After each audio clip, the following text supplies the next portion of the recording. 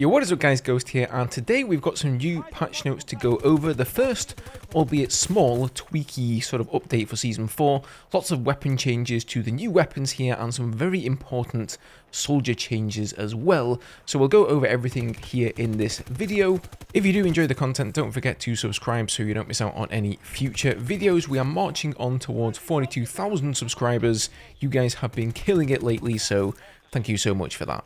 Okay, so we're going to begin with Blasco's X6 infiltration device here. So it says we've done an audio pass on the X6 infiltration device, specifically aimed at addressing audio overload where players place multiple devices in a small area.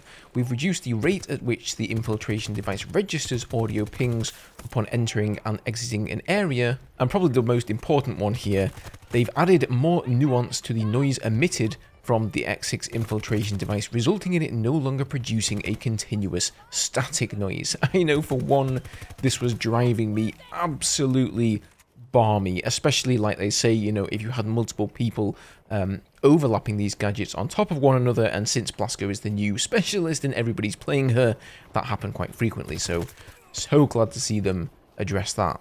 Now, the repair tool has seen a pretty significant nerf here, actually. They've reduced the amount of healing per second that the repair tool replenishes by 15%, so I do wonder if that has been put in directly to combat some of the problems with the transport helicopters, but maybe it is for the tanks as well.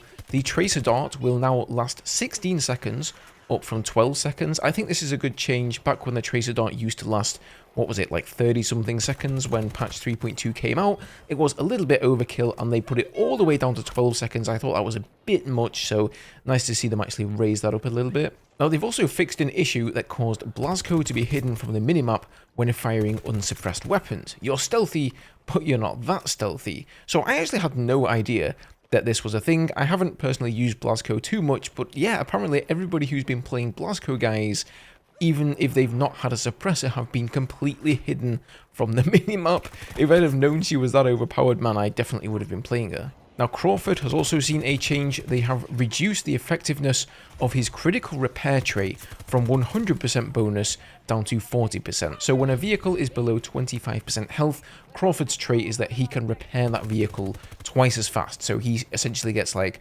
100% bonus repair. That has now been nerfed down to only 40% extra. So that, again, I think has probably been done to, you know, stop those transport helicopters from being able to repair and cheat death so many times at low health. Irish's APS shoot-down sentinel should no longer intercept C5. Another great change here. That's always been something that just didn't really feel, I don't want to use the word realistic because, you know, Battlefield is not the most realistic game, but it just didn't really make sense that it would eat up C5. So really nice to see that there. Now, before we get to the weapons, let's touch on some really important changes to soldiers. So they have lowered the soldier health regen delay from 7.5 seconds to 6.5 seconds.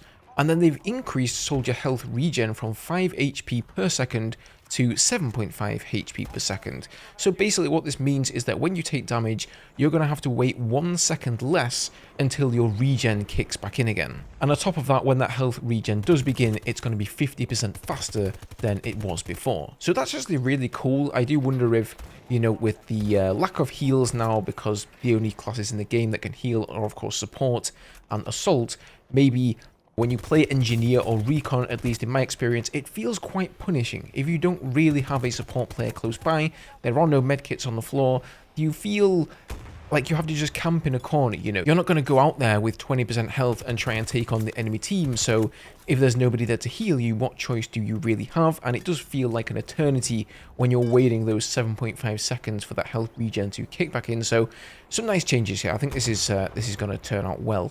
Now let's move on to the weapons. So beginning with the AC-9, they've increased the amount of bullets required for a kill with medium ammo between a distance of 50 to 75 meters from 6 up to 7. So I think the AC-9, a little bit too good and too accurate at medium ranges for an SMG. So that's a bit of a bummer to me. I haven't bothered to get too many kills with this weapon yet, so maybe I should have done that before it got nerfed. And they've also increased the amount of bullets required for a kill with the subsonic ammo for distances beyond 40 meters by 1. So not exactly sure what the bullets to kill was before, but whatever it was, it's gone up by 1 apparently. Now the RPT-31, the new LMG, has actually had a buff, it looks like here, so they've reduced the amount of bullets required for a kill with heavy ammo under a distance of 30 meters from 5 down to 4. I actually thought this LMG was pretty good. I haven't really used it too much myself. I've been rocking the RM68 most of the time. I'm trying to master that one. But from what I've heard from a lot of you guys, the new LMG is really, really good. So I wasn't expecting a buff there. That's interesting. And then both the M39 EMR and the SVD have had their headshot multiplier reduced from 2 times down to 1.6 times. So as you probably knew, before this change, you could one-shot people in the head, at least up to certain distances, because of this massive headshot multiplier. That is now, I can only assume, going to be a 2-shot, and that begs the question, what is the point headshotting somebody when... Isn't it a 2-shot in the body as well? At least the M39, right? It's 2 shots in the body and 1 in the head. Yeah, I don't really get that, but this change must mean that it's going to take at least 2 shots to kill you in the head now. So some interesting little changes there. My favorite definitely has to be the changes to the soldier health regen. It's just going to make gameplay a little bit more lucid, a little bit more free-flowing and less campy. Definitely something I'm always an advocate for. But let me know your thoughts on this down below, guys. And if you missed the video the other day, we were going over 10 new features that have been announced and are coming at some point for Battlefield 2042. So go and check that one out if you're interested. As always, thanks for watching the video, and I'll see you in the next one.